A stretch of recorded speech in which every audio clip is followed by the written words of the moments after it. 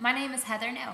Today, this book talk will cover Mary Downing Hahn's A Time for Andrew, a Ghost Story.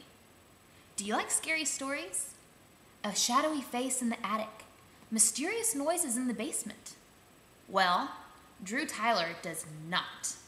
Drew is a shy and timid boy, one that prefers the indoors, and has a particular tendency to get homesick.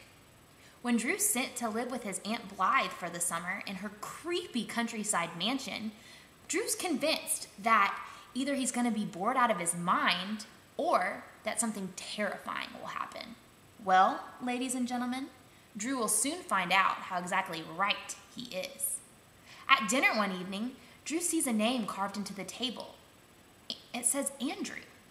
Aunt Blythe explains to him that Andrew was his great uncle who died as a boy from a disease called diphtheria.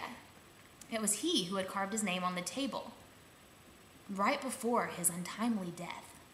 This startles Drew, but not nearly as much as when Andrew appears in his bedroom that very night, demanding to know why Drew is in his bed.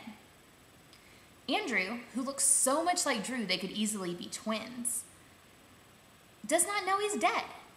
He knows he'd been sick, but figures out that he had traveled through a time porthole in the attic. Andrew comes up with the idea of switching places with Drew to take modern medicine and hopefully not die of diphtheria. But to do this, Drew would have to go back and live in the past so nobody gets suspicious. Drew, who doesn't want his great uncle to die, is still very scared at the idea of switching lives. To decide, Andrew proposes that they play a game of marbles. Drew loses and consequently goes to live in the past with Andrew's family, people that he recognizes from old photos at his parents' house. Well, each night, the boys meet in the time porthole in the attic to play a game of marbles. The rule is, as soon as Drew beats Andrew, the boys will switch lives back. But will Drew get good enough to beat Andrew at marbles? Will Andrew get enough medicine to not die of diphtheria and live his full life?